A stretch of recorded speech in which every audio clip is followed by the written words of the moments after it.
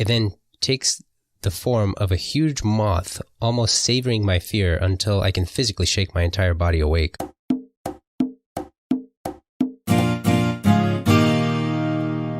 Hello, everybody, and welcome to another episode of the Let's Dream podcast. I'm your host, Casey Lucid, and we also have our other host, Lee. Hey. And we're just going to get right into the dream stories. What do you got for us, Lee? All right, so the first one is from anonymous user. I had a really weird dream where I was an octopus bounty hunter, hunting these chickens on a faraway moon-like planet.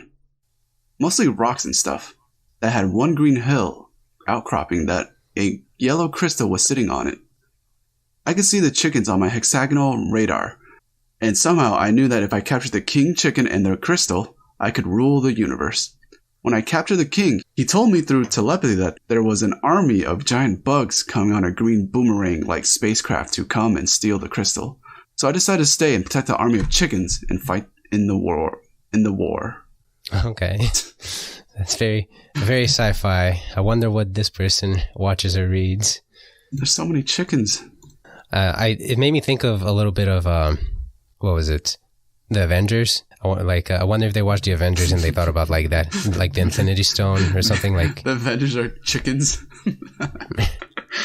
Now, that was cool though. I like it. A very, very sci-fi kind of dream. Thank you for sharing that with us. Yeah, thank you. Okay, so this story is from a user called Wacky Wolf AO or Wacky Wolf AO. I'm not sure how to pronounce it. So the dream goes, a few days ago, I dreamt that there were just parrots, cockatoos, and other pets and exotic birds chilling around outside as if they were normal, common, everyday birds. If you approached them slowly and then just leapt out and grabbed one, it would freak out at first, but then calm down after a few seconds. So I caught two. They were chilling on my shoulders, and I went for a walk down the road that runs parallel by the beach. The beach, for whatever reason, was just covered in zoo animals. I watched in amazement as a giraffe picked up a hyena in its mouth and just yeeted it like 30 feet with its long giraffe neck. I get home and I'm setting up my birdcage for my new parrot friends, but my younger brother won't stop putting ketchup in the cage. I ask my mom, I don't live with in real life, to tell him to shove off and stop putting ketchup in my birdcage, and she refuses and sides with him like an absolute Karen. Oh, man. That's cool. The story really represents the user's username. It's pretty wacky. Yeah, I agree. That'd be interesting, though, just watching a giraffe like throw... That'd be interesting to see in real life, like a giraffe picking up a hyena and just tossing it. Oh man, that'd be epic. I don't get the ketchup thing. Dream logic. That's just dream logic. Yeah. All right. So from the next user is, ooh hoo hoo hoo. It's just a bigger dream. It's just a bigger part of the dream. But here we go. The user comments, and to be patient with the person, as English isn't the first language. I was with some people I know in the city because they wanted to go shopping. The city center was flooded in clear water, and there were some aisles of cobblestone. To go shopping, we had to pass the water. It was completely normal for everyone. A lot of people were in the water, fully clothed, doing normal everyday stuff like playing with their kids, going shopping, passing by, etc. But I was nervous because I didn't want my stuff to become soaking wet. I took off my jacket and my small backpack and tried to hold it over my head. It took me a while, so I lost the people I was with. I got lost in the masses searching for them, but I didn't. I passed the water and searched in the shops on the other side of the water. Soaking wet, I wandered between piles of clothing and giggling teenagers. I couldn't stand the smell of brand new fabric, so I left and searched in another shop. The next shop was kind of hidden behind a renovation security fence, but I entered anyway. The shop had 2 rooms, connected with a narrow hall. The first room was full of handmade felt stuff, but nobody was in there. It had bizarre stuff in there, like 2-meter-long gloves made of beige felt. I went to the other room and there was a very extroverted artist. He made stuff from wood and wanted to convince me to buy some art. It was really ugly art and really expensive. I was a bit overwhelmed by his loud voice and dominant behavior, so I looked around as if I would buy something. I looked for the smallest, cheapest thing in the room. I found a simple blue candle holder for 22 freaking euros. It was made of a slice of a branch. I thought I could make one on my own instead, so instead of spending money, I left the shop. In the next room, I met the extravagant second shop owner with a giant greenish felt hat. I ignored her and left the shop. And that's the end of the dream. What a realistic, kind of strange dream. This could all be just like a very weird day, you know? Yeah. It seemed like a very normal day, but in a very different kind of universe, which is cool. Yeah. I like seeing that. Yeah. How, like this person's mind thinks. Like a parallel universe. Yeah. That's cool. Okay, let's see. So the next one is from user Brit Meow. The user writes, "This is a weird one. It's actually one of my weirder nightmares. Do you remember these geometric tattoos that were all the rage a few years ago? It was typically an animal broken up into planes. This thing keeps coming out of my wall. The head of my bed is against the wall. I have a tapestry hanging above it. It pushes against it Freddy Krueger style until it comes spilling out. It's a sweeping mass of what seems like millions of fractals, all different shades of red. It swirls around my room until it can sweep around my fan and get close to my face. It then takes the form of a huge moth, almost savoring my fear until I can physically shake my entire body awake. It's the weirdest half-waking dream. I have a history of sleep paralysis, so I just kind of assumed it's what was happening. It's happened 4 times now. The last time it was black and glitched like it was in the movie." Wow. And that's it for that dream. Yeah. So I'm imagining like just a geometric like bird-shaped thing and coming in and, or, fractalizing in and out of the walls. Yeah, I actually have a sketch of this one. I'll go ahead and I'll put it up on the blog at the letsstreampodcast.com. If anybody wants to see it. I reached out to the person that sent this story to us, and they said it looked somewhat similar to what their dream was like, but definitely a weird image, difficult to capture. I think that'd be very hard to capture. Yeah, no, I had to sketch it out multiple times, but it's interesting though. I also I really like hearing weird things like that because it shows how, your imagination and your brain can be so powerful that you can end up dreaming something that you can't experience in real life. And so when people say when you call yourself not creative, think again. Yeah. The next story we have is from user 9SpaceKing. I am wandering in a closed dark aquarium, lucid, when I spot a big monitor with multiple parts. In an incredible view, I see various animals and trees about, with the blue sky in the background. Was it not for the black bar separating each part, I would have thought it was real. As the panoramic view surrounds me, I wonder if this is my limit of my subconscious. I decide to take LSD to see if it would get rid of the problem. The view around me melds into a mist and swirls like a concoction. The air around me disappears as I see hints of the clear blue sky and the green trees floating and flying for a little while. Though I'm not really high, the visuals kind of represent LSD as nothing makes sense and random things pop out to me. After a while, it wears off and I decide to eat some lettuce, which tastes slightly sweet and sour, the crunchy sense being quite convincing. Finally, I decide to declare that each clap of my hand changes a fundamental rule of the universe. I clap once, causing the lights to suddenly brighten. I clap a few more times, causing everything to go awry and go underwater. 3 claps then correspond to painting of stars, different style of stars, and rotation of the planets. As another clap causes a whirlwind, I'm astonished to see what's going on. A song begins to play which I recognize as my original soundtrack Neon City Tokyo, and the scenery even moves forward to imitate the roller coaster scene I envisioned. I doubt this would hold, so I clap my hand once more to negate this. I am overjoyed and I clap 3 times to applaud, and giggle at the idea of the infinite loop potential. The world goes upside down, which inverts all the colors. Then a vague ideology change happens with the people, and their emotions are absorbed by the whirlwind, whisking away with me feeling a slight breeze. I then ask for one final fundamental rule, but have everyone in a stadium give a standing ovation to reset everything back to normal. Like puzzle pieces coming together, everything is set right. The colors seem to randomize before they return. The world shifts back. The orientation is set correct, and the mental click locks the scene into place. A very impressive transition.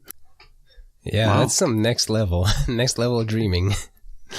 You are the Space King. Yeah, nice. Username checks out.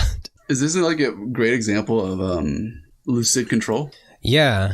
Actually, that's like I remember we were talking about consciousness last episode and how like people should try meditating like while they're lucid dreaming. Yeah, because that's always interesting. But another interesting thing is to just try to take some psychedelics in a lucid dream.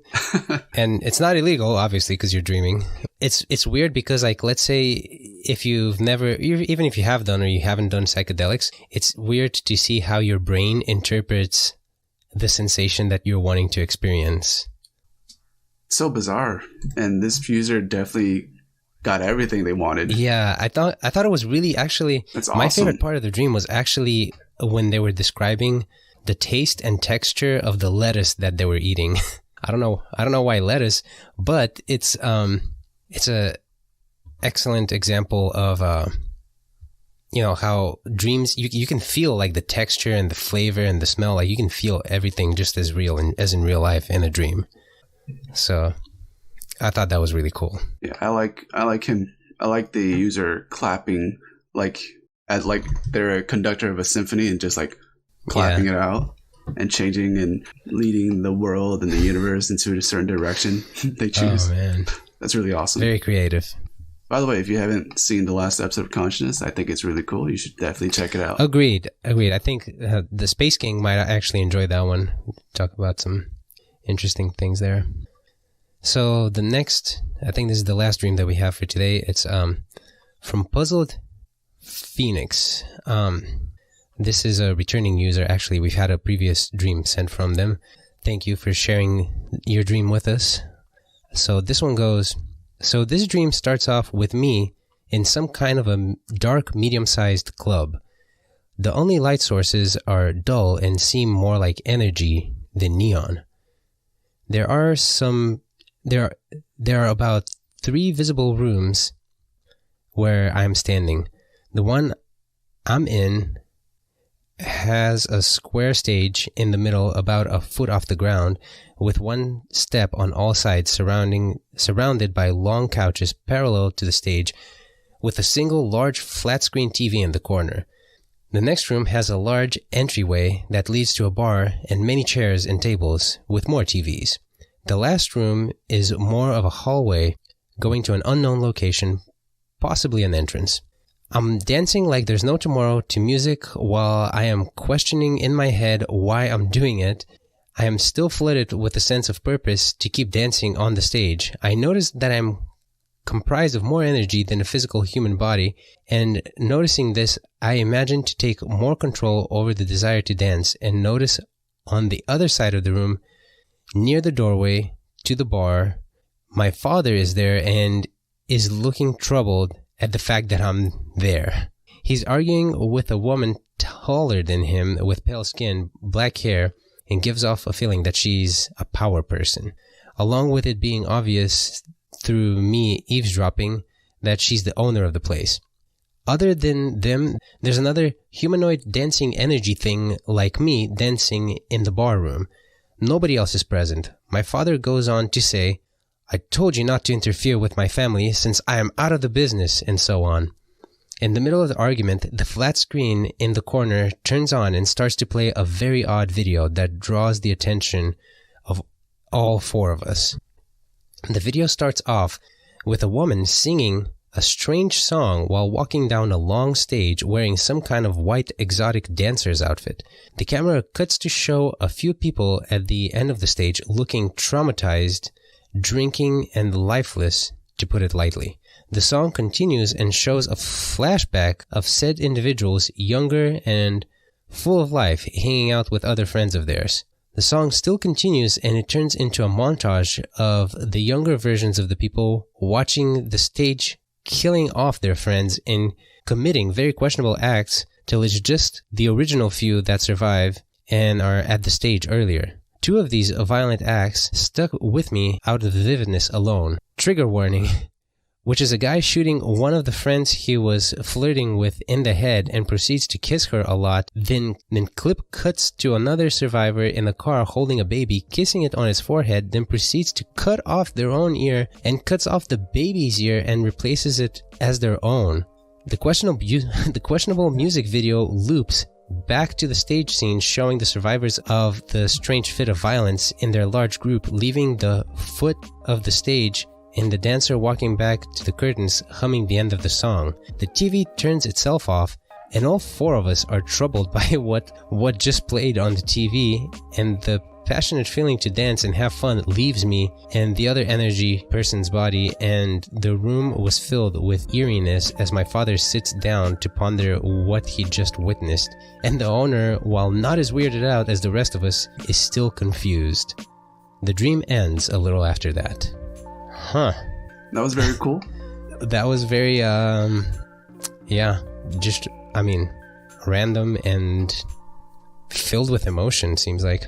I don't think it was random. It seems like it was in the middle of a story, and then there's a story that happened with the TV. Right, yeah. I wouldn't say random in the sense that it was actually just random. I think it was like, I don't know, just random in the way that maybe their brain was trying to convey information. But yeah, I'm sure there's a actual meaning underneath all of that. I like imagery of the person and like an energy being dancing. Yeah, I really thought it was interesting. So there's a lot of elements to this. There's element, like there's the main characters, the person, the dreamer and the father and the owner of the club, and then the TV, and then all of a sudden it just shifts to watching the story of the people in the TV. So it's like layered. Yeah. And I felt like the show was like foreshadowing or something. Yeah. But we'll probably never know. Either way, very interesting. Very interesting. Thank you for sharing that. And thank you for all the listeners for sharing these with us. We always love hearing them. Yeah. And we'll have art, as always, to go along with all of these. Got any closing thoughts for us, Lee? Thank you, everyone, for giving us stories to read. We really appreciate it a lot, and there has been a huge influx of stories that we will have to sort out and read to you all. And if you guys want to check out the visuals that we make to go along with the stories, you can do so at the letsdreampodcast.com, or follow us on Instagram at Let's Dream Podcast, or our YouTube channel, again, Let's Dream Podcast.